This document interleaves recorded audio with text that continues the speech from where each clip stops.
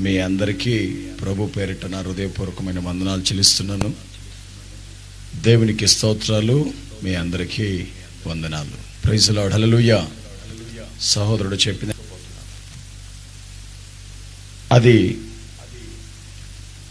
ఆమోసు గ్రంథంలో ఉన్నటువంటి మాట చదువుకుందాం. ఆమోసు గ్రంథంలో మొదటి అధ్యాయం 2వ వాక్యాన్ని చదువుకుందాం. మోయాబు మీద ఆమోసు గ్రంథం మొదటి అధ్యాయం 2వ వాక్యం. అతడు ప్రకటించినదేమనగా అతడు ప్రకటించినదేమనగా యెహోవా సియోనులో నుండి గర్జించుచున్నాడు. యెరూషలేములో నుండి తన స్వరము వినబడ చేయుచున్నాడు.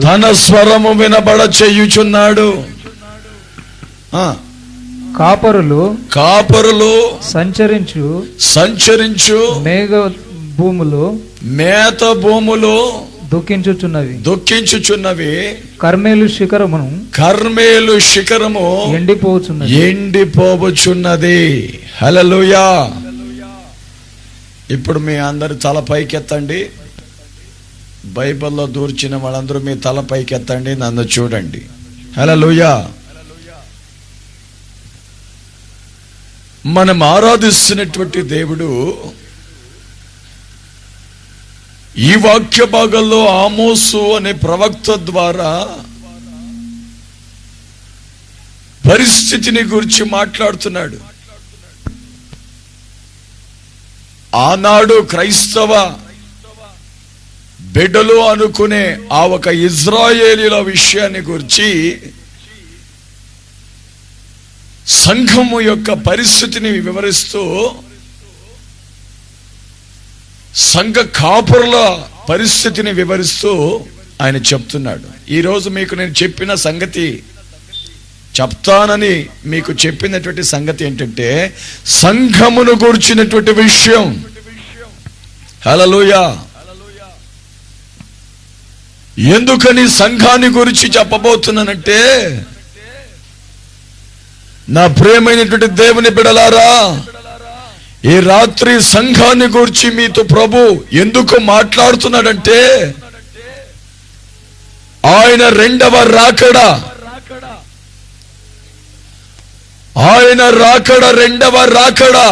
దేని కొరకు, ఎవరి నిమిత్తమై అంటే తన కొరకు సిద్ధపరచబడినటువంటి సంఘము నిమిత్తమై.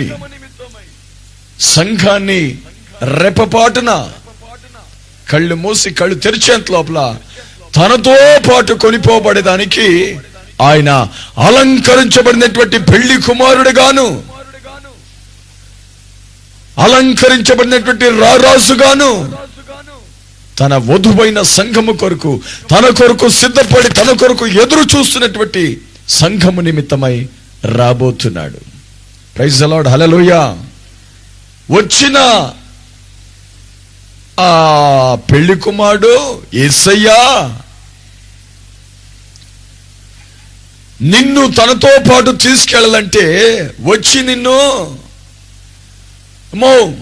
నువ్వు ఏ సంఘంలో ఉన్నావు అని అడగడు. అయ్యా నీ పేరేంటి అని నిన్ను ప్రశ్నించడు. లేక నీ మందిరం పేరేంటి, బోర్డు ఏమని రాశారు, నీ సంస్థ పేరేంటి, ఏ సంఘములో నీవు సంఘ సభ్యుడిగా ఎన్ని సంవత్సరాలు ఉంటున్నావు, నీ సర్వీస్ ఎంత, నీ అనుభవం ఎంత, కమిటీలో ఉంటున్నావా లేక మామూలుగా ఉంటున్నావా, సంఘాల్లో నీవు సంఘ సభ్యుడిగా బాధ్యత కలిగి ఉంటున్నావా, భారము కలిగిన వ్యక్తిగా ఉంటున్నావా, లేక మామూలుగా గుంపులో గోవిందం నలుగురిలో నారాయణం అనుకుంటూ వస్తూ పోస్తూ ఉంటున్నామని ఇవన్నీ నిన్ను ప్రశ్నించాడు. హల్లెలూయా. మరి ఏం చేస్తాడు? ఆయన దిగి వచ్చినప్పుడు సంఘము కొరకు ఆయన రాబోతున్నటువంటి ఆ రారాజు కొరకు కనిపెట్టుకున్నటువంటి సంఘాన్ని ఆయన రెప్పపాటున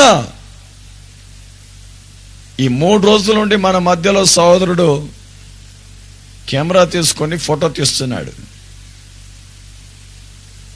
ఆ ఫోటో తీస్తున్నప్పుడు మీరు అట్లా చూస్తూ ఉంటారు, నోరు తెరుచుకొని కళ్ళు తెరుచుకొని పిడి పిడి పిడి పిడి పిడి అని.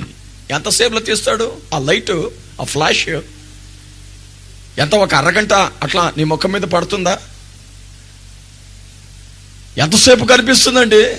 ఆయన బటన్ ఇటు నొక్కక మునిపే అటు వచ్చి అటు వెళ్ళిపోతుంది. సంఘము కూడా అదే విధంగా ఎత్తబడుతుంది. హల్లెలూయా. బైబిల్లో రాసింది,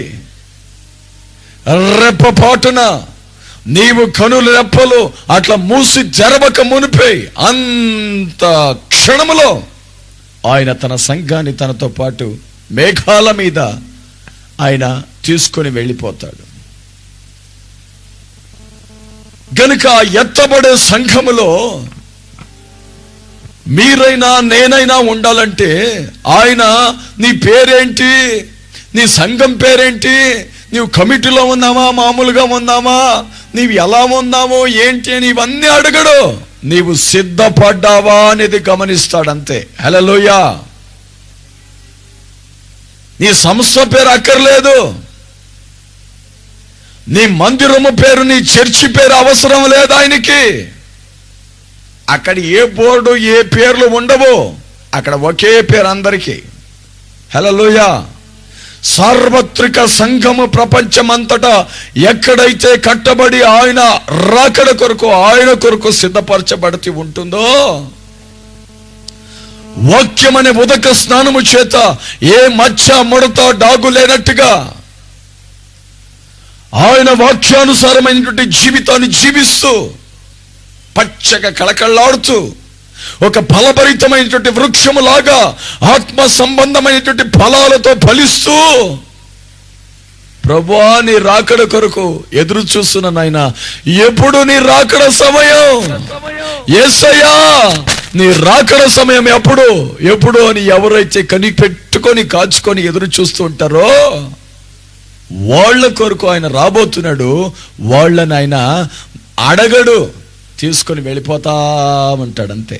ఎందుకంటే ఆయన హక్కు ఉందా, అధికారము కలిగినటువంటి దేవుడు నీ మీద నా మీద. మనము మన సొంత సొత్తు కాదు. దేవుని సంఘమా, నీవు ఎవరు సొత్తు అంటే ఆయన తన క్రయధనమును చెల్లించి తన రక్తాన్ని చిందించి తన స్వరక్తాన్ని నీ కొరకు త్యాగం చేసి ప్రాణాన్ని త్యాగం చేసి సంఘాన్ని ఆయన విలువ పెట్టి కొన్నాడు. కొన్నవాడికి సమస్త హక్కు అధికారం ఉంది కనుక ఆయన యజమానుడు. ఎందుకు ఎలా అని లేనిపోని ప్రశ్నలు, అడ్డ ప్రశ్నలు వేసే హక్కు అధికారము మనకు లేదు. గనుక ఆయన వచ్చి తన కొరకు సిద్ధపడినటువంటి సంఘాన్ని తనతో పాటు తీసుకుని వెళ్ళిపోతున్నాడు. కానీ వాక్య భాగంలో సంఘము పరిస్థితి ఎలా ఉన్నది అన్న మాట ఇప్పుడు మనం చదివాం. ఆయన ప్రకటిస్తున్నాడు ఆమోసు ద్వారా, ఆయన ప్రకటిస్తూ ఉన్నాడు ఆమోసు ప్రవక్త ద్వారా. ఏమని? సియోనులో నుండి యెహోవా గర్జించుచున్నాడు, యెరూషలేము నుండి తన స్వరము వినబడ చేయుచున్నాడు. ఈ రాత్రి ఆయన గర్జన నీకు వినబడుతుంది, ఆయన స్వరము నీతో మాట్లాడుతుంది. సంగమా, నీ పరిస్థితి ఏమిటి? నీవు ఎలా ఉంటున్నావు? సంఘానికి శిరస్సుగా ఉన్నటువంటి ఆ యేసుక్రీస్తుని హత్తుకునే దానికి ఆయన శరీరం అనే సంఘములో ఒక అవయవముగా అంగముగా నీవు అలంకరించబడి సిద్ధపడుతున్నావా?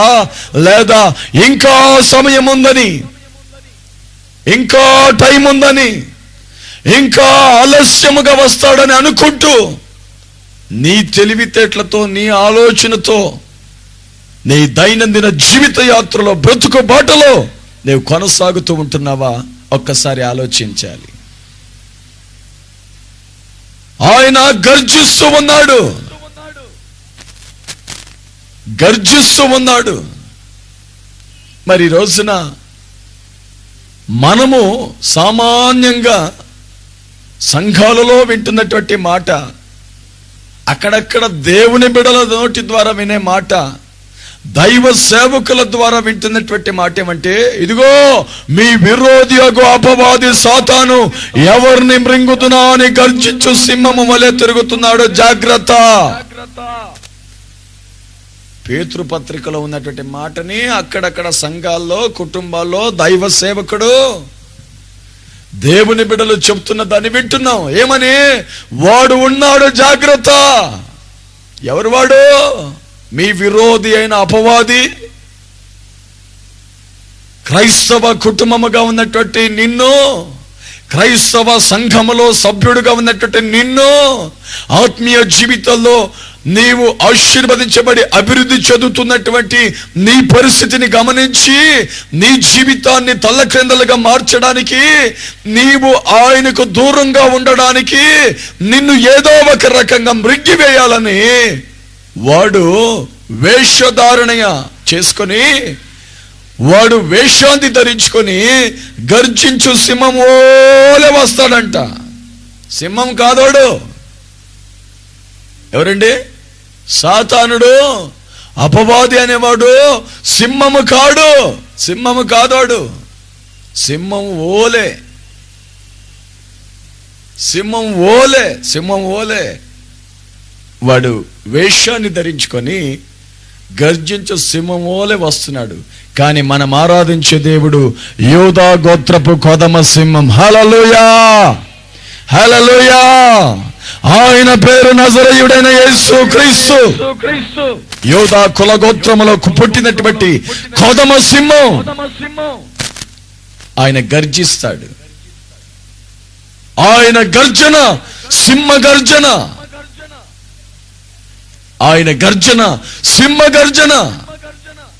గనుక ఆయన గర్జన ఎవరి కొరకు, దేని కొరకు, ఎందుకు గర్జిస్తున్నాడంటే, సాతానుడు నిన్ను సమీపిస్తున్నాడే, నీ కుటుంబంలో జ్వరబడుతున్నాడే, నీ హృదయంలో, నీ గుండెల్లో, నీ గుడారలో అడుగుపెట్టి నీకు దడ పుట్టించి నిన్ను మింగివేయాలని వాడు సింహములాగా వస్తున్నాడే, నాటకాలు చేసుకుంటూ వేషాన్ని వేసుకొని నీ జీవితాన్ని దేవునికి, దేవుని రాకడకు, దేవుని దీవెనకు, దేవుని కృపకు దూరం చేయాలనుకుంటున్నాడే, వానిని ఓడించేదానికి, నిన్ను బలపరచడానికి సియోనులో నుండి ఆయన గర్జిస్తున్నాడు ఈ సమయాల్లో. హల్లెలూయా, హల్లెలూయా.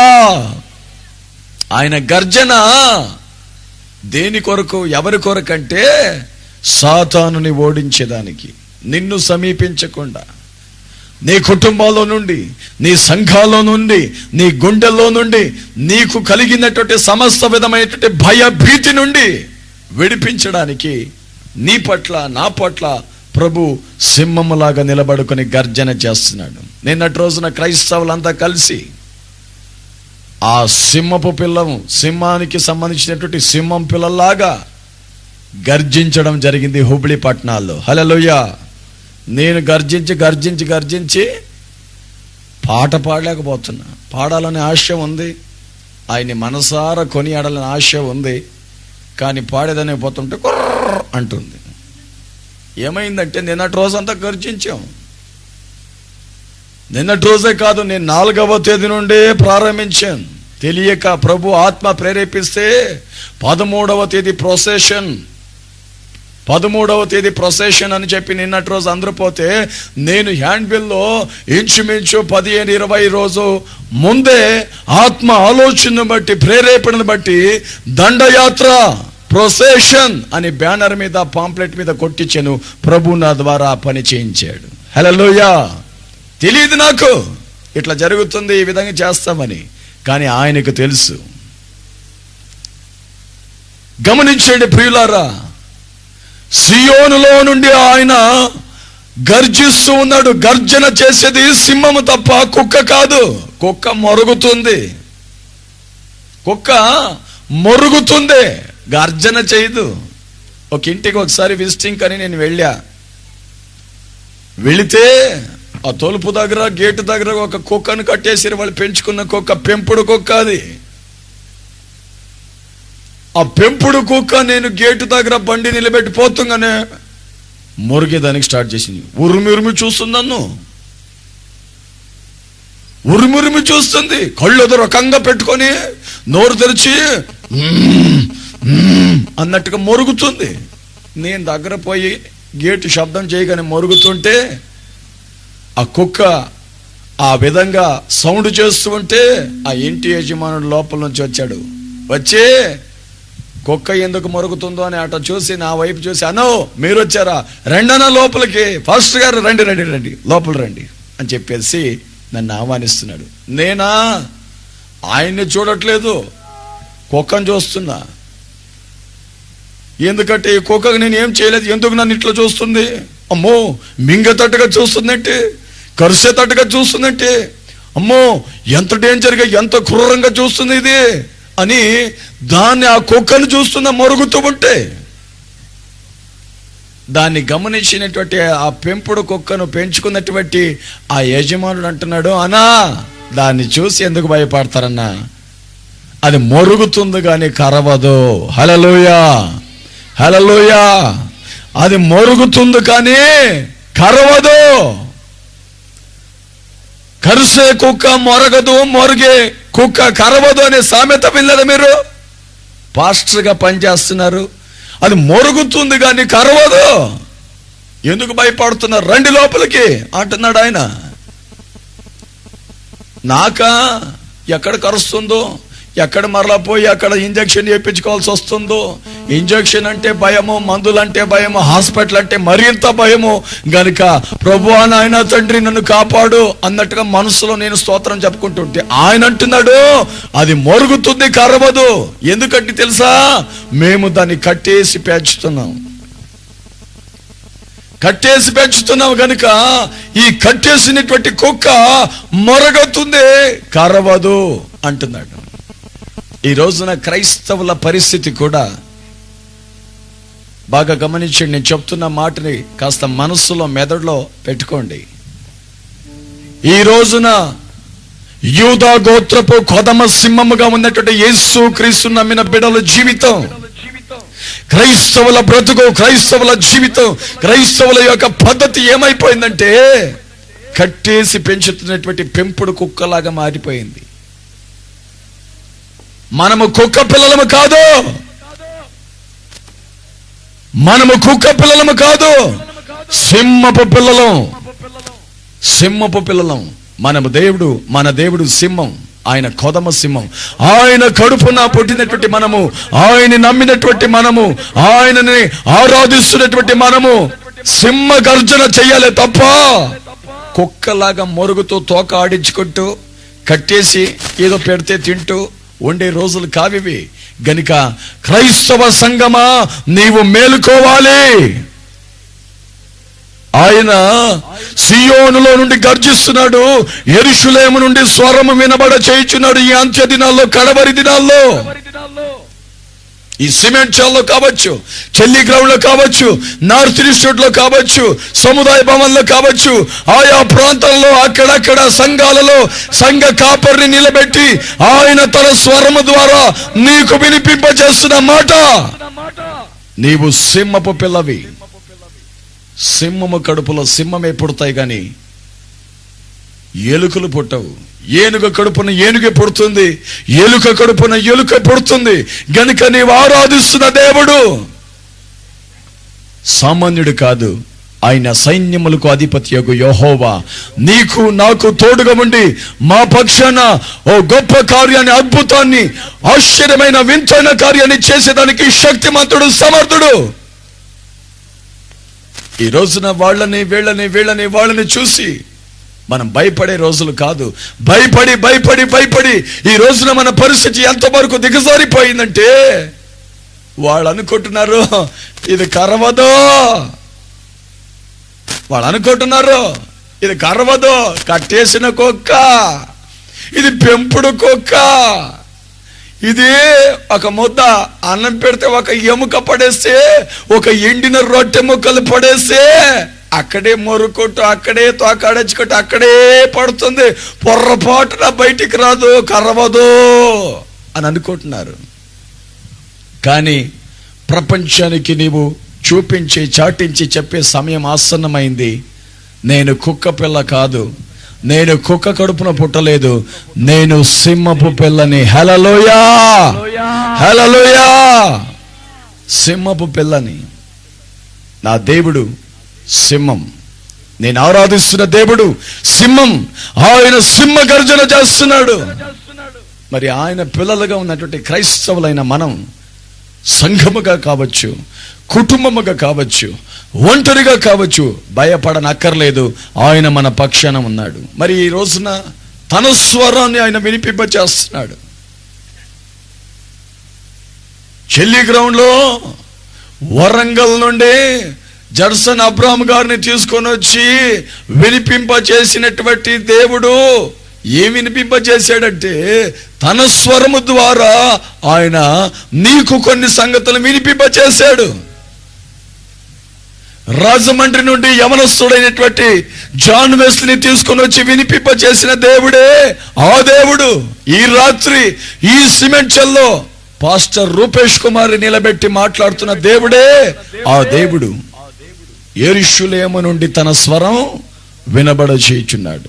మీరు ఆధ్యాత్మికంగా ఎదిగిన వాళ్ళైతే, కాస్త లోతుగా మీరు ధ్యానించినట్లయితే, వాక్యములో గట్టి అయినటువంటి ఆహారాన్ని తిని ఆరోగించుకున్నటువంటి ఆ ఒక శక్తి మీకు మీ ఆత్మీయ జీవితంలో మీరు కలిగి ఉన్న వాళ్ళైతే, నేను చెప్తున్నటువంటి సంగతిని బాగా గ్రహించగలుగుతారు.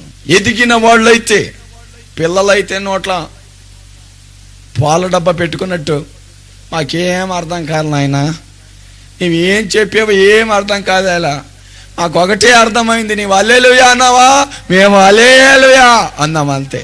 ఇంకేం చెప్పావో నాకు మెదడులో ఎక్కలేదు, మనసులో పడలేదు నాయన అనే వాళ్ళు కూడా ఉన్నారు ఈ రోజున. అంటే పసిపిల్లలు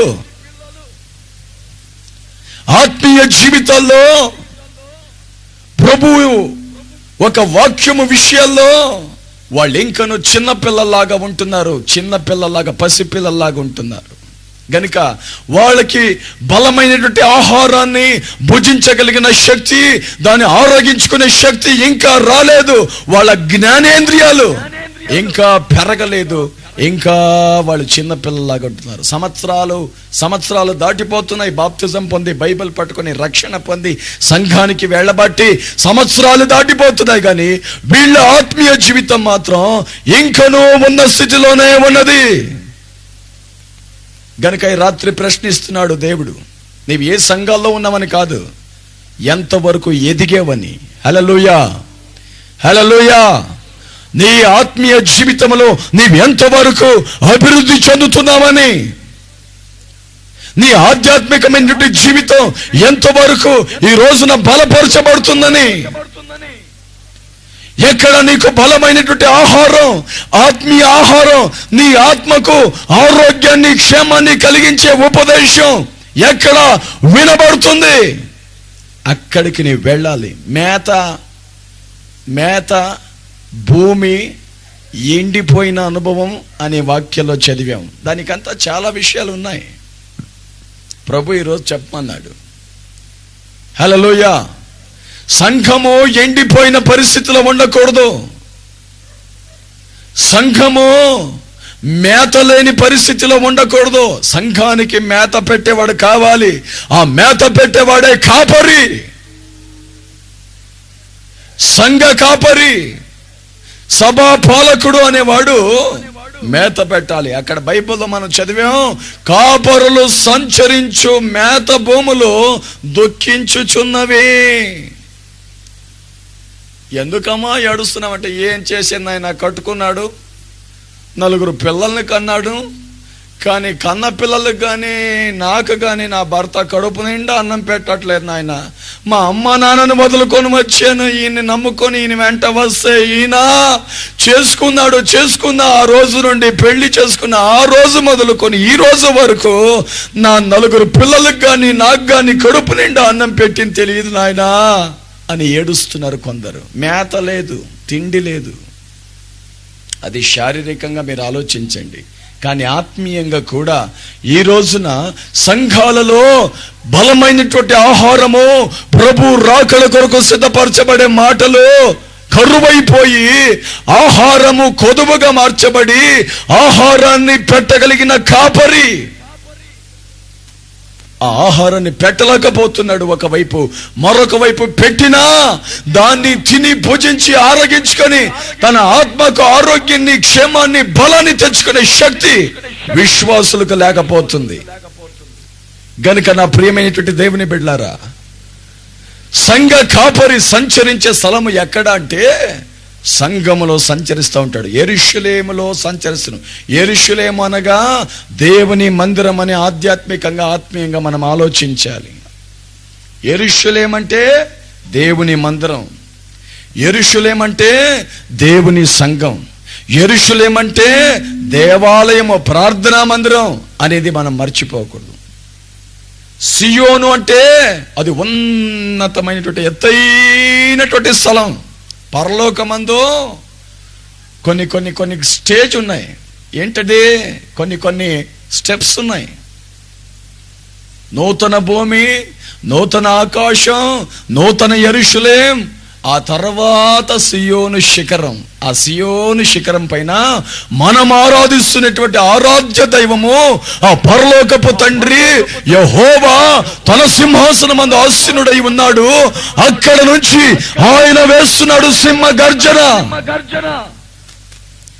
గనుక ఆ సింహ గర్జన ఒకవైపు సాతాన్ని ఓడించడానికి, నిన్ను బలపరిచేదానికి, ఒకవైపు సాతాను నిన్ను మింగివేయకుండా నిన్ను కాపాడడానికి అయితే, మరొక వైపు సాతానుకి దడపుట్టి సాతాను నిన్ను సమీపించకుండా తన ఒక కృప నుండి, ఆశీర్వాదం నుండి నిన్ను తొలగింప చేయకుండా నిన్ను ఒక కంచెలాగా, కాపుదల్లాగా ఉండి నిన్ను కాపాడడానికి ఆయన సింహగర్జన చేస్తున్నాడు.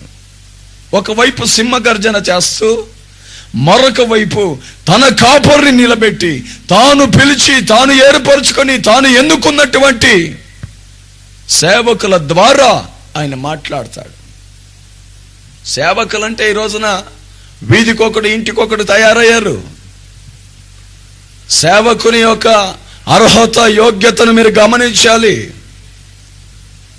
ఒకవేళ నేను చెప్తున్నటువంటి విషయాన్ని ఒకవేళ మీరు నన్ను ప్రశ్నించాలనుకున్నా, సేవకుడంటే ఎలా ఉండాలో, సేవ అంటే ఏంటో, సంఘము ఎలాగో కట్టబడాలో, సంఘము ఏ విధంగా ఉండాలో అనే విషయాన్ని మీకు డీటెయిల్గా చెప్తా. అన్ని విషయాన్ని చెప్పేదానికి సమయం సరిపోదు. షార్ట్ అండ్ స్వీట్ గా చెప్పి ముగించబోతున్నా. కాపరి జీతగాడు అని బైబిల్లో యేసయ్య చెప్పాడు. కాపరే, జీతగాడే. జీతం కొరకు సేవ చేసేవాడు కాపరి ఎవడు? జీతగాడు తోడేళ్లు రాగానే మందను వదిలేసి ఆ గొర్రెల్ని పట్టించుకోకుండా తన ప్రాణాన్ని దక్కించుకునే దానికి, తన ప్రాణాన్ని కాపాడుకునే దానికి గొర్రెల్ని వదిలివేసి అవి తినలేకపోయినా, బాగున్నా బాగలేకపోయినా, ఏది ఏమైనా ఆ తోడేళ్లు పట్టుకొని ఆ రక్తాన్ని పీల్చి పిండి పిప్ప చేసి ముక్కలుగా కొరికి నరికి వేస్తున్నా కూడా పట్టించుకోకుండా జీతగాడు జీతాన్ని పట్టుకొని జీతం కొరకు పరిగెడతాడే తప్ప గొర్రెల సంరక్షణ కొరకు తాను నిలబడడు. యేసయ్య అదే మాట చెప్పాడు.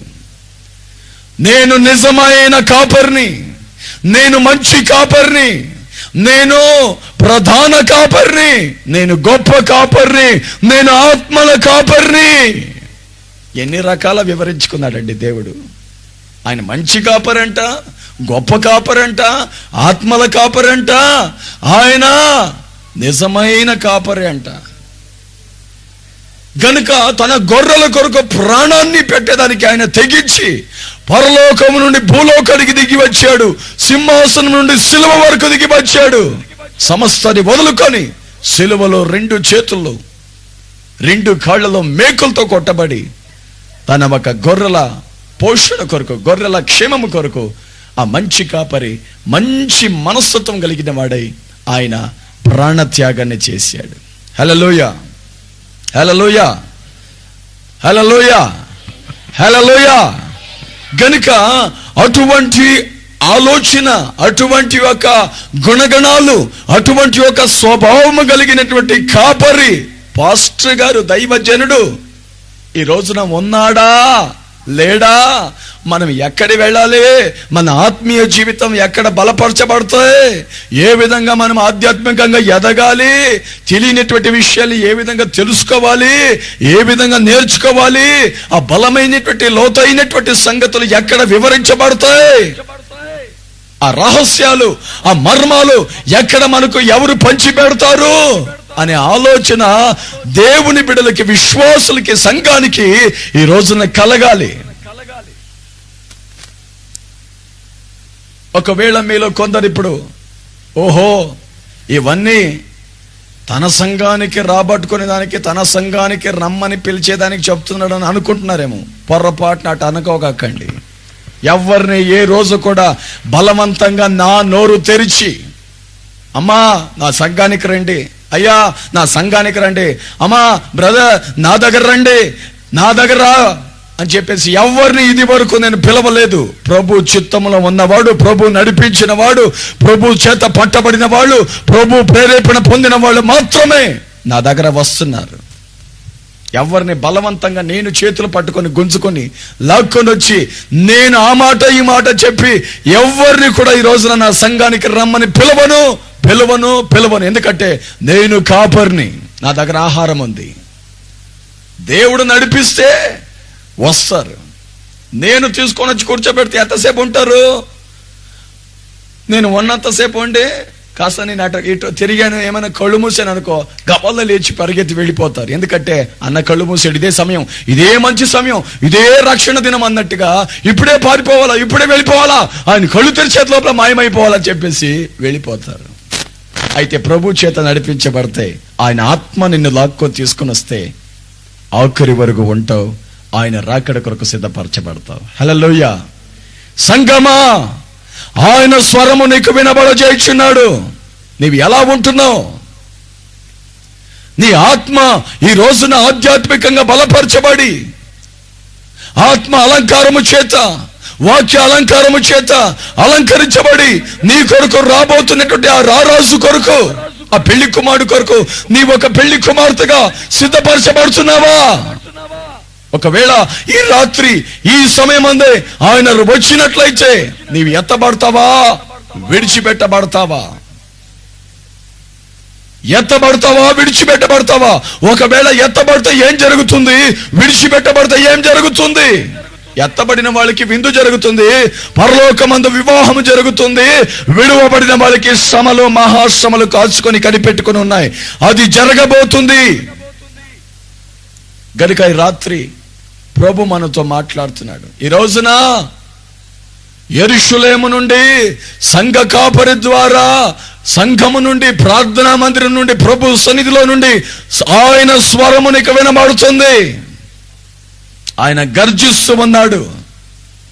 కుక్క పిల్ల కాదు నీవు, నా బిడ్డవి, నా కుమార్తె, నా కుమారుడు. ఎవరికి దేనికి నీవు భయపడనక్కర్లేదు. సాతాను నిన్ను మింగివేస్తాడని అనుకుంటున్నావా? భయపడవద్దు. వాడు వేష్యాన్ని వేసుకొని వచ్చి నిన్ను భయపెట్టి నీ బీపీ రైజ్ చేసేదానికి, నీ ఒక మెంటల్లో, నీ ఒక మనస్సులో లేనిపోని ఆలోచన పెట్టి నీ మైండ్ పాడు చేసేదానికి ప్రయత్నిస్తున్నాడు. కానీ వాడు సింహము కాదు. ఇదిగో నేను కోదమ సింహాన్ని. భయపడొద్దు.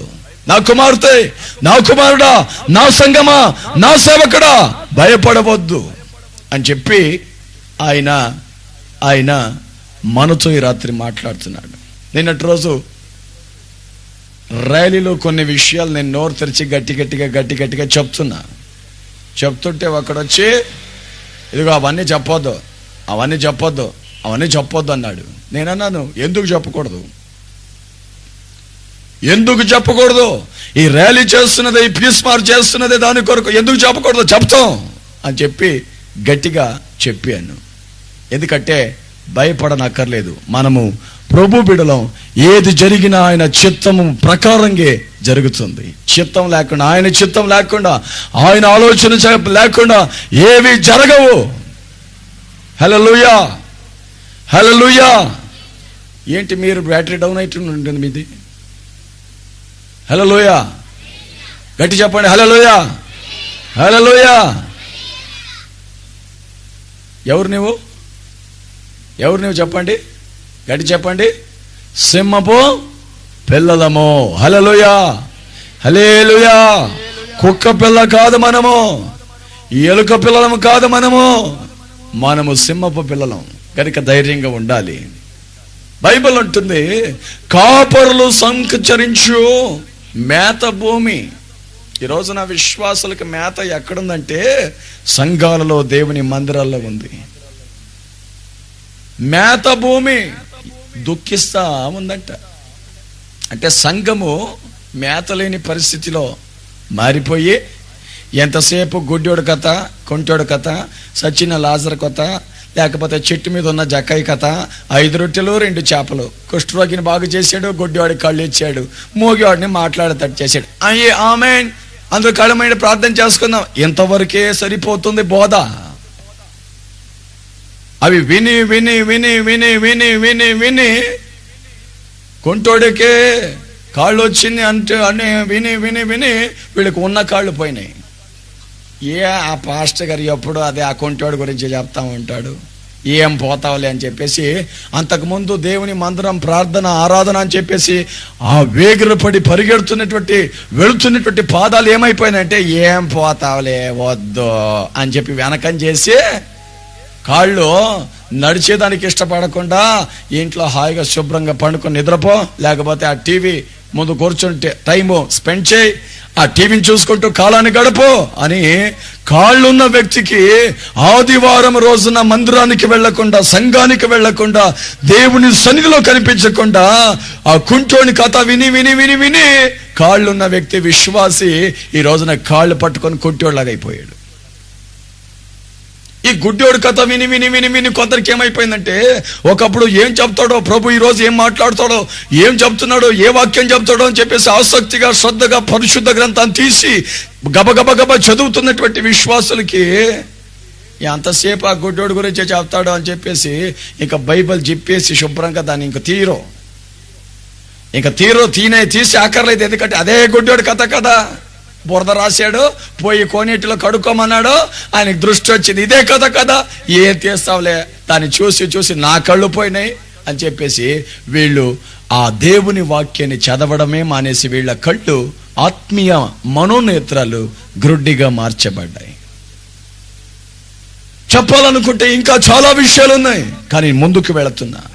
ప్రియమైనటువంటి దేవుని బిడ్డలారా, ఈ రోజున సంఘము ప్రభు రాకడ కొరకు సిద్ధపడాలి.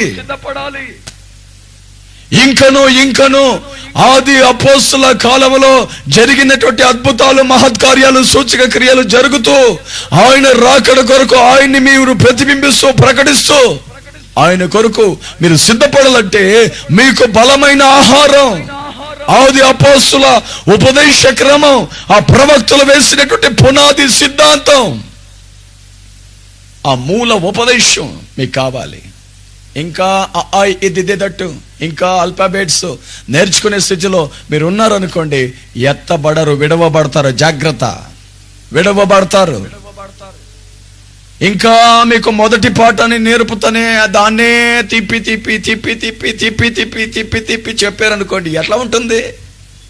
ఇప్పుడు పిల్లలు పుడతారు, నెలలో ఉన్నప్పుడు వాళ్ళకి తల్లి పాలు పెడతా ఉంటుంది. అమ్మా అని నోరు తెరిచి ఏడ్చకి స్టార్ట్ చేసిన వెంటనే పాలు పెడతా ఉంటుంది. వాడు నెలలో దాటాడు, సంవత్సరాల్లో వచ్చాడు అనుకోండి, ఒక 2-3 సంవత్సరాల పిల్లోడు అయినప్పుడు కూడా అమ్మే అంటే వాడికి పాలు పెడితే సరిపోతుందా? వాడంటాడా, నాకు మమ్మ కావాలి. ఏం కావాలి? అన్నం కావాలి అంటాడు.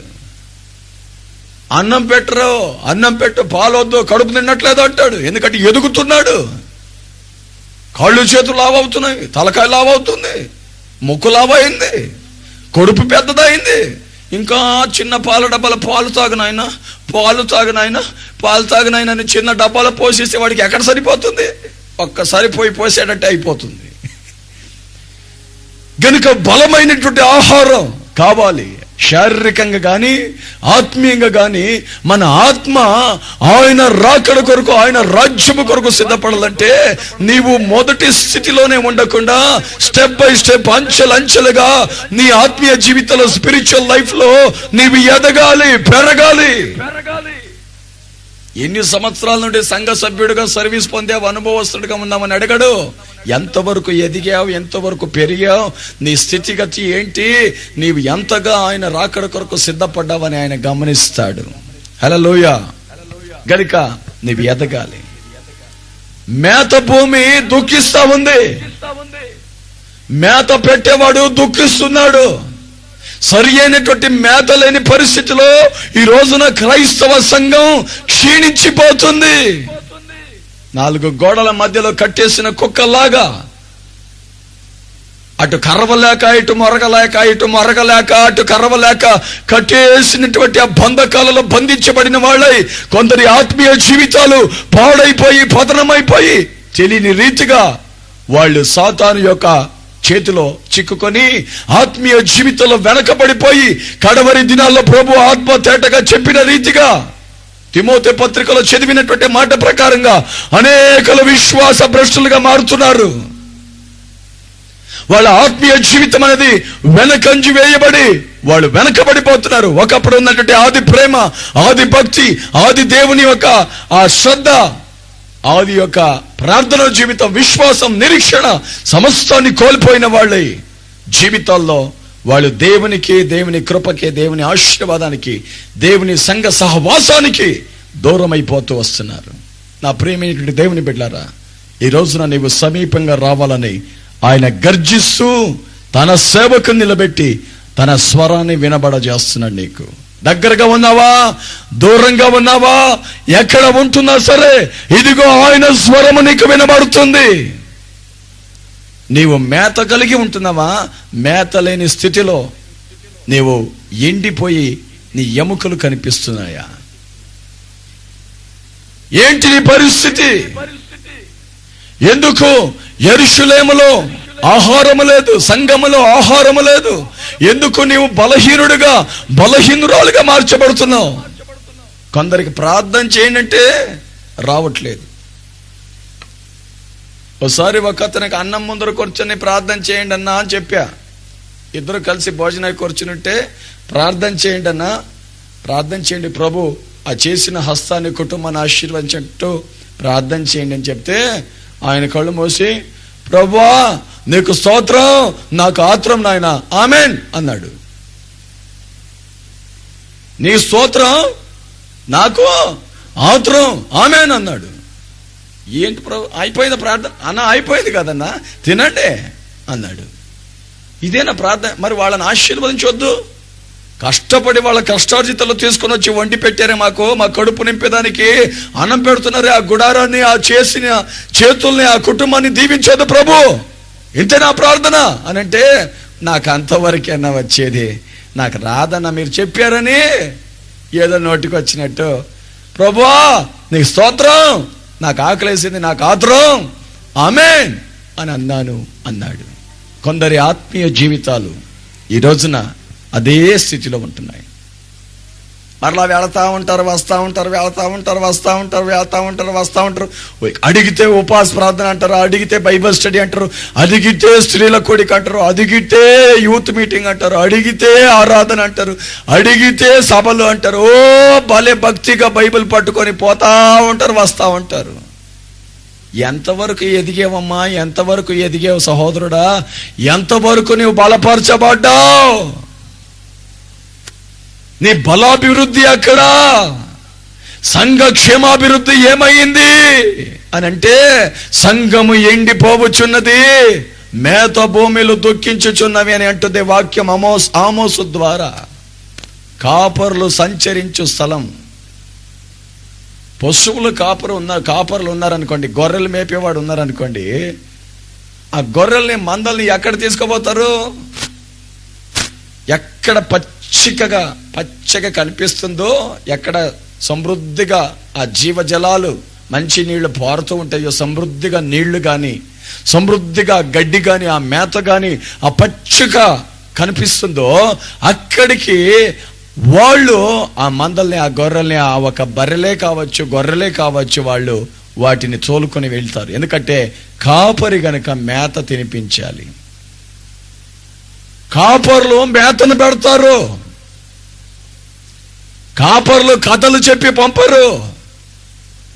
కాపర్లు బలమైనటువంటి ఆహారాన్ని పెట్టి తన గొర్రెలు పుష్టిగా, బలంగా, ఆరోగ్యంగా, క్షేమంగా ఉండాలని కోరుకుంటారు.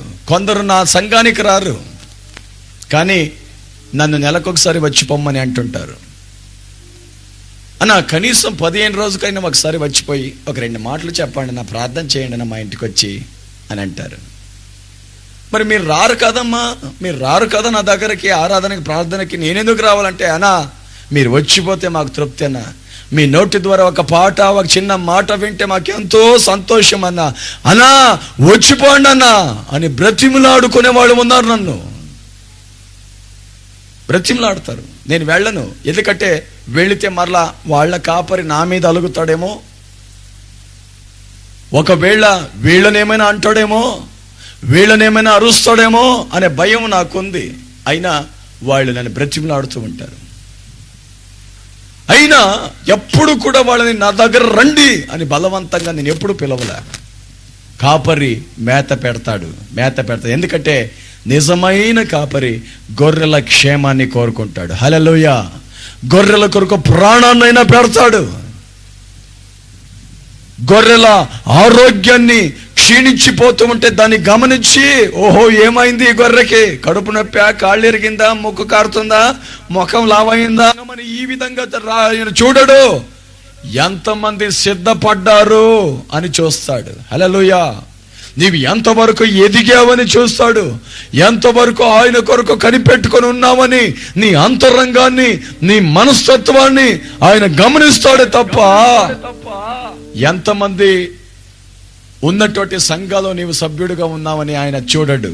చిన్నమందా భయపడకుము, నా తండ్రి అయినటువంటి దేవుడు నీకు ఆ రాజ్యాన్ని ఇవ్వడానికి సిద్ధంగా ఉన్నాడు. ఆయన మనస్సు చేశాడని యేసుక్రీస్తు ఆ రోజు చెప్పాడు. చిన్నమందా భయపడొద్దు. 10 మంది ఉన్నాం, 20 మంది ఉన్నాం, 30 మంది ఉన్నామని అనుకోవద్దు. చిన్నమందా భయపడొద్దు. ఇదిగో ఆ తండ్రి, నా పరలోకపు తండ్రి, నా దేవుడు ఉన్నాడే, ఆ తండ్రి ఆ రాజ్యాన్ని, పరలోకపు రాజ్యాన్ని, నిత్య నివాస స్థలాన్ని నీకివ్వడానికి ఆయన ఇష్టపడుతున్నాడు అని యేసుక్రీస్తు ఆనాడు చెప్పాడు. గనుక ఆయన పెద్ద సంఘాన్ని వెతుకుంటూ వస్తాడని అనుకుంటున్నారు కొంతమంది. ఎక్కడ జనాలు ఎక్కువ గుంపుగా పోతే అక్కడికి పోతారు. ఎక్కడ ఎంతమంది గుంపులుగా ఉంటే అక్కడికి వెళ్ళాలని అనుకుంటారు. ఎందుకంటే అక్కడ ఉంటే ఒకవేళ వాళ్ళలో గుంపులో నేను కూడా ఎత్తబడతానని. తప్పు, పొరపాటు, అది మీ భ్రమ. హల్లెలూయా, హల్లెలూయా. ఈ రోజున క్రైస్తవుడా నీవు సిద్ధపడాలి.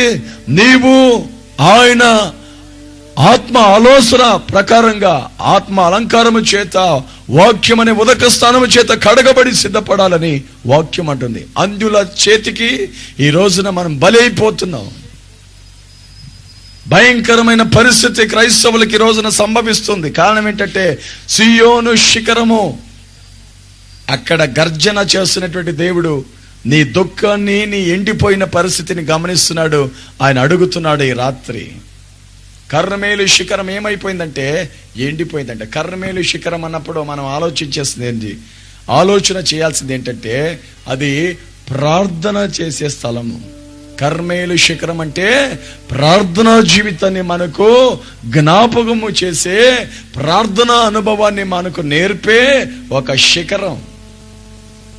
దైవజనుడైన ఏలియా ఆ కర్మేలు కొండ మీదకి వెళ్ళి తన 2 మోకాళ్ళ మధ్యలో తన తలను పెట్టుకొని ప్రభు సన్నిధిలో, యెహోవా సన్నిధిలో ఆయన ప్రార్థన చేస్తూ ఉన్నాడంట. శూన్యమీరాలైనటువంటి స్త్రీ తన భర్త దగ్గర వెళ్ళి తన కుమారుడు చనిపోయి ఉంటే, ఇదిగో గాడిదని గంత కట్టు, ఒక సేవకుడిని నాతో పంపించు, నేను ఇప్పుడే దైవజన్ని కలవాలి, వెళ్ళాలి. ఎక్కడికమ్మా అంటున్నాడు భర్త. ఎక్కడికే? ఈ రోజు అమావాస్య కాదే, ఈ రోజు విశ్రాంతి దినము కాదే, ఈ రోజు ఆరాధన లేదే, ఈ రోజు ఉపవాస ప్రార్థన లేదే, ఈ రోజు బైబిల్ స్టడీ లేదే, ఈ రోజు స్త్రీల కూడిక కాదే, ఎందుకు వెళుతున్నావు అని భర్త అడుగుతున్నాడు భార్యని.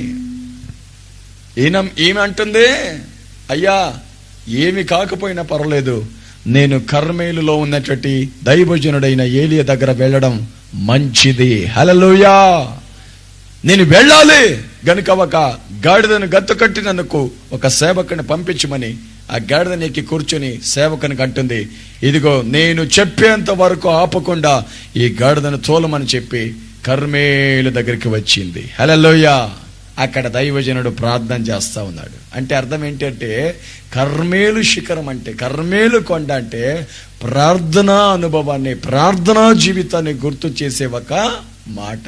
అది ఏమైపోయింది ఇప్పుడు సంఘాల్లో, క్రైస్తవ కుటుంబాలు ఏమైపోయిందంటే ఎండిపోయిందంట. ఎందుకంటే శుభవార్త ఛానల్ వచ్చేసింది, వాళ్లే పాట పాడుతుంటారు, వాళ్లే వాక్యం చెప్తారు, వాళ్లే ప్రార్థన చేస్తారు, ఇంకెందుకు చేయాలి మనము? టీవీ కొనేవాడు, డిష్ చేపించేవాడు ఈ రోజున ముందు ఏం అడుగుతున్నారు తెలుసా కొంతమంది విశ్వాసులు? ఏంటయ్యా మీ దగ్గర అది వస్తుందా? ఏంటండి అదే శుభవార్త ఛానల్ వస్తుందా? వస్తే మేము చూసుకుంటాం, లేకపోతే మేము సన్ డైరెక్ట్, ఎక్కడికి డైరెక్ట్ గా మనం సన్తో పెట్టుకుంటాం, సన్ డైరెక్ట్ చూసుకుంటాం, మీకు అది వస్తుందా అని అంటారు. ఓహో వీళ్ళు భక్తుల్లాగా ఉన్నారు, విశ్వాసుల్లాగా ఉన్నారు, దేవుని బిడ్డలాగా ఉన్నారు, మరి రాదంటే వీళ్ళు తీసుకోరేమని చెప్పేసి వాళ్ళు ఏం చేస్తున్నారంటే మొత్తం మీద ప్రయాసపడి ఒక రాకపోయినా డబ్బులు కట్టైనా మొత్తం మీద వస్తుందమ్మా, మాకు కూడా వస్తుంది, రక్షణ టీవీ వస్తుంది, గాడ్ ఛానల్ వస్తుంది, మిరకల్ నెట్ వస్తుంది, శుభవార్త వస్తుంది, మీకు ఏ వార్త కావాలన్నా అన్ని వార్తలు మా దాంట్లో వస్తుంది, తీసుకోండి అంటున్నారు వాళ్ళు. బిజినెస్ మైండ్ వాళ్ళది. వాళ్ళకి కస్టమర్ కావాలి, మీలాంటి గిరాకీలు కావాలి, నెల అయితే డబ్బులు ఇవ్వాలి కదా మరి. అందుకని వాళ్ళు ఏమంటున్నారు, అన్ని వస్తాయి అంటారు ఆరంభంలో, కానీ కొన్ని బాగొస్తాయి, కొన్ని గిజగిజ వస్తా ఉంటాయి. మొత్తం మీద శుభవార్త ఛానల్ వచ్చేసిందా? ఇప్పుడు మన వాళ్ళకి ఏమైపోయిందంటే ఇంకా కర్మేలు అనుభవం వద్దు, ప్రార్థన జీవితం వద్దు. ఎందుకంటే శుభవార్త ఛానల్ ఆన్ చేసి పెట్టేసే 24 గంటలు పాటలు వస్తూనే ఉంటాయి, వాక్యం వస్తూనే ఉంటుంది, ప్రార్థన చేస్తూనే ఉంటారు. ఇంకా మనం ఎందుకు చేయాలి? అది ఆన్ చేసి పెట్టేస్తే చాలన్నట్టుగా కొంతమంది దాన్ని పెట్టేసి అటు ఇటు ఫ్యాషన్ షోలో తిరిగినట్టు తిరుగుతూ ఉంటారు. ఏంటంటే షో, ఫ్యాషన్ షో, ఇంట్లో అక్కడ ఆయన వాక్యం చెప్తా ఉంటాడు, పాటలు వస్తూ ఉంటాయి, వీళ్ళేమో ఫ్యాషన్ షోలో నడిచినట్టుగా నడుస్తా తిరుగుతా వాళ్ళ పని వాళ్ళు చేసుకుంటూ, తోముకుంటూ, కడుక్కుంటూ, తినుకుంటూ, పండుకుంటూ ఇంకా శుభవార్త వస్తూనే ఉంటుంది. అందుకే అంటుంది వాక్యము, సంగమా, క్రైస్తవ సహోదరి, క్రైస్తవ సహోదరుడా, క్రైస్తవ కుటుంబమా, కర్మేలు శిఖరము ఎండిపోవచ్చున్నది.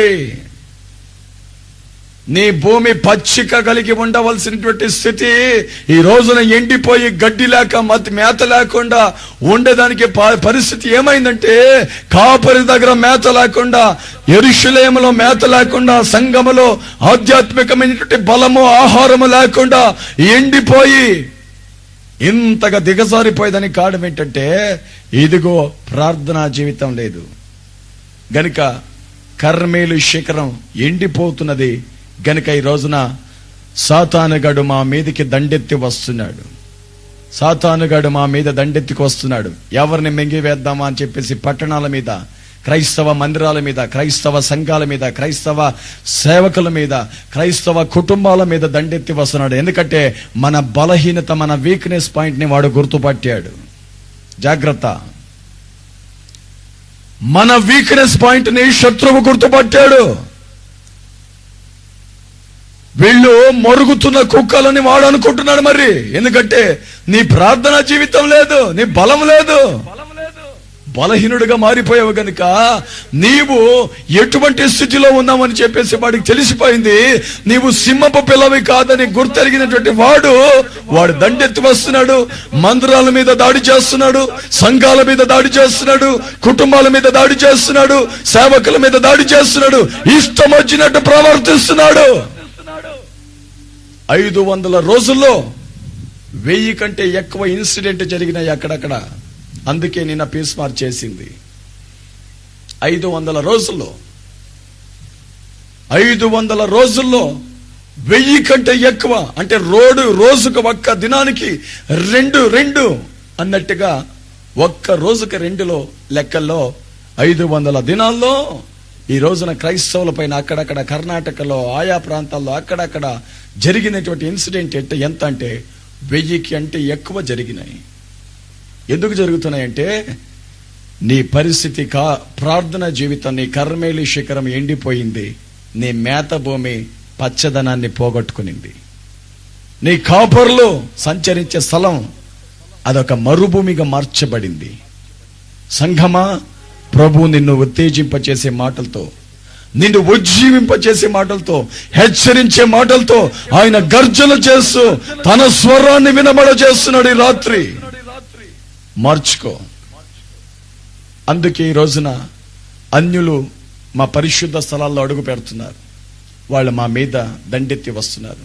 ఇదే మాట మరొక చోట ఉంది, చదివించి నేను ముగించబోతున్నాను. చెప్పాలంటే నేను చెప్పగలను, కానీ సమయం మన స్వాధీనంలో లేదు గనుక యోబేలు 3వ అధ్యాయం 16వ వాక్యాన్ని తమ్ముడు చదువుతాడు. కళ్ళు మూసి ప్రార్థన చేసుకుందాం. యెహోవా సియోనులో నుండి, యోబేలులో ఉన్న మాట ఇది. అప్పుడే చదివింది ఎక్కడ?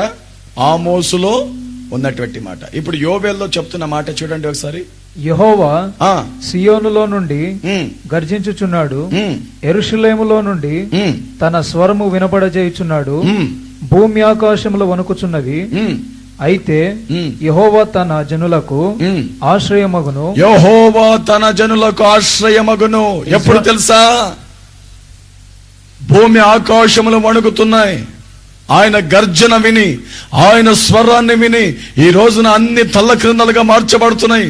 ప్రకృతి వణుకుతుంది, భూమి ఆకాశాలు కదిలించబడుతున్నాయి, ఉరుములు మెరుపులు కూడా ఆయనకి భయపడిపోతున్నాయి. అయితే యెహోవా తన జనులకు ఆశ్రయ దుర్గంగా ఉంటాడు, ఆశ్రయం అవుతాడు. ఈ రోజున మనము సురక్షితంగా క్షేమంగా మన పట్టణమే కానీ, మన ప్రాంతమే గాని, మన కుటుంబమే గాని, మన సంఘమే గాని క్షేమముగా ఉంటున్నామంటే ఆయన ఆశ్రయ దుర్గముగా నిలబడ్డాడు. ఆయన గర్జన చేస్తున్నాడు. మన మీద ప్రేమ అభిమానాన్ని పెట్టుకున్నటువంటి దేవుడు కాపాడుతూ ఉంటున్నాడు. చూడండి, ఆయన ఆశ్రయమగును. ఇజ్రాయేలీలకు దుర్గముగా ఉండును. ఇజ్రాయేలీలకు దుర్గముగా ఉండును. అన్యులు ఇక మీదట దానిలో సంచరింపకుండా యెరూషలేము పరిశుద్ధ పట్టణముగా ఉండును. హల్లెలూయా, హల్లెలూయా, హల్లెలూయా. యెరూషలేము అనే సంఘము, యెరూషలేము అనే మందిరము, యెరూషలేము అనే ప్రార్థనా మందిరము, దేవాలయం అంట పరిశుద్ధ పట్టణముగా ఉంటుంది. ఎందుకంటే ఆయన దుర్గముగా, ఆయన ఆశ్రయముగా ఎప్పుడైతే మీకు నాకు ఉంటాడో, ఎప్పుడైతే ఆ పచ్చదనం అనేది మరలా మన ఒక సంఘాల్లో, మన కుటుంబాల్లో కలుగుతుందో, ఎప్పుడైతే ఆ మంచి ఆహారము చేత నీవు ఆత్మీయంగా బలపరచబడతావో, ప్రార్థన జీవితంలో ఎదుగుతావో, వాక్యములో నీవు బలపరచబడతావో, నిన్ను నీ కుటుంబాన్ని, నీ సంఘాన్ని సిద్ధపరచుకుంటావో, అప్పుడు ఆయన ఆశ్రయముగా, దుర్గముగా, కొండగా, కోటగా, ఆయన కేడముగా నిలబడతాడు. అన్యులిక మీదట మా పరిశుద్ధ స్థలములో, మా మందిరాలలో, మా సంఘాలలో అడుగుపెట్టి మా మీద దాడి దౌర్జన్యాలు చేయకుండా, మా మీద పెత్తనం చేయకుండా, మమ్మల్ని కుక్కలు, మొరగే కుక్కలు అని అనుకోకుండా, వాళ్ళు దరిదాపున దాకుండా ఆయన పరిశుద్ధ పట్టణముగా, పరిశుద్ధ జనాంగముగా, తన ఒక స్వకీయ జనాంగముగా, తన సొత్తుగా ఉన్నటువంటి మమ్మల్ని కాపాడడానికి సిద్ధపడతాడు. అందుకే ఈ రోజున కొన్ని బలహీనతలను బట్టి కూడా శత్రువు మా మీద దండెత్తి వస్తున్నాడు. గనుక మన బలహీనతను మనం ఒక్కసారి పరీక్షించుకొని మన బలహీనతను ప్రభు చేతిలో పెట్టి, ప్రభు నన్ను బలపరచమని అడుగుదాం. క్రైస్తవులారా, బలపరచమని అడుగుదాం. ప్రభు మా తప్పు, మా పొరపాటు ఈ రోజున శత్రువుకి బలం ఇచ్చింది, మా బలం ఉడిగిపోయింది. శత్రువు మా మీద దండెత్తి వస్తున్నాడు, మేము వాని చేతిలో చిక్కుకొని ఏమి దిక్కుతోచని పరిస్థితిలో ఉండిపోయాం. కొన్ని పొరపాటుని బట్టి, కొన్ని ఒక బలహీనతలు బట్టి, మన ఒక వీక్నెస్ ని గమనించినటువంటి సాతాను మా మీద ఇటువంటి కార్యాన్ని చేస్తున్నాడు. ఇక మీదట మనము వాడికి అవకాశం ఇవ్వకుండా, నిన్నటి రోజు DC ఆఫీస్ దగ్గర మనము చివరిలో చెప్పిన మాట అదే, ఇక మీదట మనం ఓర్చుకోం. మన యవనస్తులు సిద్ధంగా ఉన్నారు. హల్లెలూయా. పాత నిబంధన పద్ధతిని మనం అనుసరించాల్సిన పరిస్థితి వస్తుంది, జాగ్రత్త అని చెప్పి ఒక కేక వేసేము నిన్నటి రోజు. అక్కడ మీరు ఉన్నారో లేదో మీకు తెలుసో తెలీదో, నేను మాత్రం ఉన్నాను. నేను నా గొంతు చించుకొని పోయేటట్టుగా అరిచాను, మైకులో గొంతు చించుకొని పోయేటట్టుగా అరిచాను. అందుకే మీ మధ్యలో ఈరోజు పాట పాడలేకపోతున్నా. నేను పాడాలనే ఆశ చాలా ఉంది. ప్రభు చిత్తమైతే మరొకసారి పాడతా. హల్లెలూయా, హల్లెలూయా. యవనస్తులు సిద్ధంగా ఉన్నారు. ఇన్ని రోజులు ఓర్చుకున్నాం, ఇన్ని రోజులు సహించాం, ఇన్ని రోజులు భరించాం, ఇన్ని రోజులు శాంతి ప్రియులని, సమాధాన ప్రియులని, మనం శాంతిగా, సమాధానంగా ప్రభు నామానికి అవమానం కాకుండా నడుచుకుంటూ వచ్చాం. కానీ ఇక మీదట వారము చెయ్యికి చెయ్యి, కాళ్ళు కాళ్ళు, పంటికి పళ్ళు అన్నట్టుగా నిలబడతామని చెప్పేసి ఒక హెచ్చరిక ఇచ్చాము ప్రభుత్వానికి. గనుక క్రైస్తవ్యాన్ని వ్యతిరేకంగా చూసే ఏ ప్రభుత్వమైనా, ఏ శక్తి అయినా, ఏ వ్యక్తి అయినా నిలబడదు. ఎందుకంటే రోమా ప్రభుత్వపు ఆ ఒక అధికారాన్ని, సింహాసనాన్ని తల్ల క్రిందలుగా మార్చినటువంటి దేవుడు మన దేవుడు. హల్లెలూయా. ఆయన పేరు నజరేయుడైన యేసు. హల్లెలూయా. ఆయన పిల్లలముగా ఉన్నటువంటి మనము భయపడకుండా ఆయన కొరకు నిలబడితే ప్రభు మా పక్షాన గొప్ప కార్యం చేస్తాడు. గనుక నీవు నేను ఎవరంటే సింహపు పిల్లలం. ఆయన గర్జించే దేవుడు. ఆయన మన నిమిత్తమై గర్జించబోతున్నాడు. అన్యులు మన మీద దాడి దౌర్జన్యం చేయకుండా, మన పరిశుద్ధ స్థలాన్ని వాళ్ళు అపవిత్రపరచకుండా, మన దేవాలయాన్ని, శిలువని, యేసు ప్రభు యొక్క బొమ్మని, లేకపోతే మన చర్చి కిటికీల్ని, మన చర్చిలో ఉన్నటువంటి పరిశుద్ధమైనటువంటి వస్తువుల్ని, ఈ పరిశుద్ధ గ్రంథాన్ని కాల్చివేయడమో, ఫుల్పిట్ ని పడగొట్టడమో, మందిరాల కిటికీలు పడగొట్టడమో, లోపల ఉన్నటువంటి ఇన్స్ట్రుమెంట్ ని పాడు చేయడమో, ఇవన్నీ జరిగినాయి. కానీ వాడు రాకుండా వాడికి గుండెలో దడ పుట్టాలంటే మనకు పచ్చదనం కావాలి. హల్లెలూయా. ఎండిపోయిన అనుభవం నుండి మనం బయటికి రావాలి. హల్లెలూయా.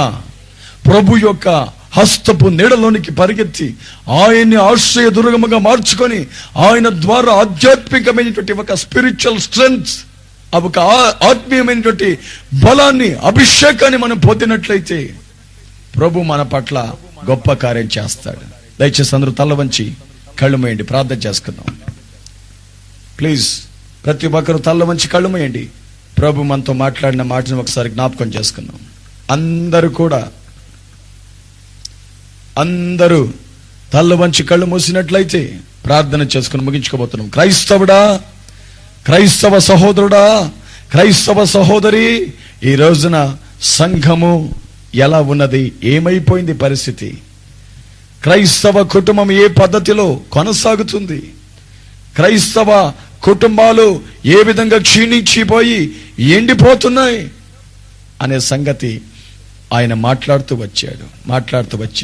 దయచేసి అందరూ తల్ల వంచి కళ్ళు మూస్తే ప్రార్థన చేసుకొని మనం ముగించుకోబోతున్నాం. ప్లీజ్ అందరూ తల్ల వంచి కళ్ళు మూయండి. ఎవరు లేచిపోగాకండి. చివరి క్షణంలో ఈ అంత్య ఆశీర్వాదాన్ని మీరు పొందకుండా వెళ్ళకూడదని మిమ్మల్ని ప్రేమతో మనవి చేసుకుంటున్నాను. దయచేసి ఎవరు లేచి వెళ్ళకండి. దయచేసి ఎవ్వరు లేచి వెళ్ళకండి. మనం ముగించుకోబోతున్నాం. రేపు మరలా మనం ఇక్కడ ఉండం. ఇదే ఆఖరి రాత్రి, ఇది ఆఖరి క్షణం, ఇది ఆఖరి గడియ.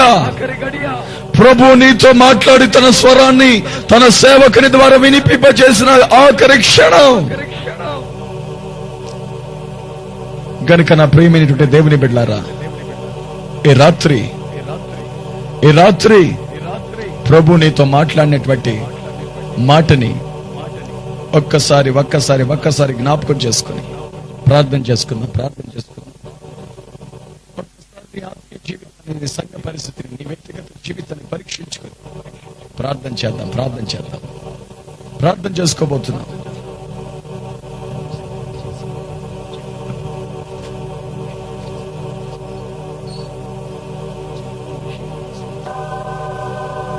స్తోత్రములు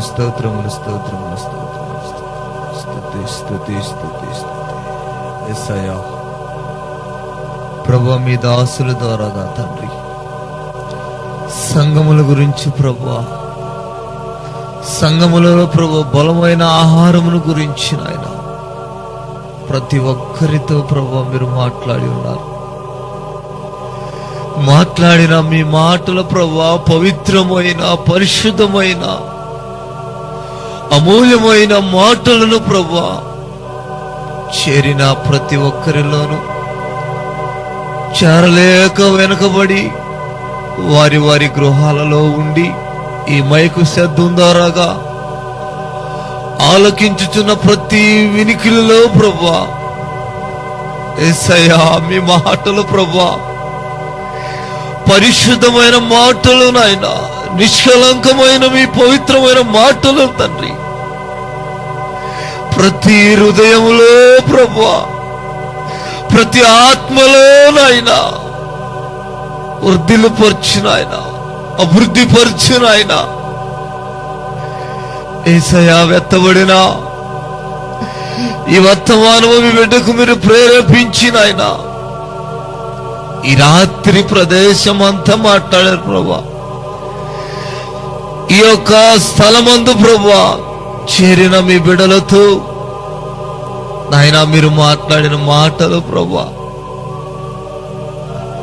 మీ రాకడల గురించి నాయన, మీ రాకడలో ఎలాంటి పరిస్థితిలో ఉండాలో తండ్రి మీరు చెప్పి మీరు మాట్లాడి ఉన్నా మీ మాటలు ప్రభువా మేము విని ఉన్నా కనుక వినగలిగిన చెవులను, గ్రహింపగలిగిన మంచి మనసు శక్తిని ప్రతి వినికిడికి దయచేసిన అందులో కొరకై మీ వందనాలు, స్తుతి, స్తోత్రములు ప్రభువా. ఈ చివరి దినము ప్రభువా, చివరి సమయం వరకు కూడా మీ పరిశుద్ధాత్మ ఏడాత్మలతో అభిషేకించిన ఆయన ఈ స్థలములో చేరిన బాలులను మొదలుకొని వృద్ధుల వరకు నాయన ప్రతి ఒక్కరికి మీ తృప్తికరమైన భోజనమును ప్రభు, ఆత్మీయాహారమును, జీవాహారముతో మీ బిడలను నాయన మీరు తృప్తిపరిచి ఉన్నారు నాయన. మీకు వందనాలు, స్తుతి, స్తోత్రములు నాయన. ఈ చివరి కూడికను, ఈ చివరి సమయం వరకు ప్రభు వేచి ఉన్నా మీ పిల్లలందరితో మీరు మాట్లాడి ఉన్నారు కనుక మీ మెండైన నిండైన దీవెనలు, ఆశీర్వాదములు ఇక్కడ చేరిన ప్రతి ఒక్కరికి దయచేయమని, మీ దాసులకి దయచేయమని త్వరగా రానయ్యున్న నజరేయుడైన యేసుక్రీస్తు వారి పేరిట అడిగి వేడుకొనిచున్నాం తండ్రి, ఆమేన్. మన తండ్రి అయిన దేవుని ప్రేమ, ప్రభు అయిన యేసుక్రీస్తు కృప, పరిశుద్ధాత్మని యొక్క అన్యోన్య సహవాసం ఈ 3 రోజుల కూడికలో పాల్గొన్నటువంటి ప్రతి ఒక్కరికి, భూమి మీద ఉన్నటువంటి సకల పరిశుద్ధులకు, ఆయన రాకడ కొరకు కనిపెట్టుకొని కాచుకొని ఎదురు చూసినటువంటి ప్రతి ఒక్కరికి నిరంతరము తోడయుడనగాక. ఆమేన్. హల్లెలూయా, హల్లెలూయా, హల్లెలూయా.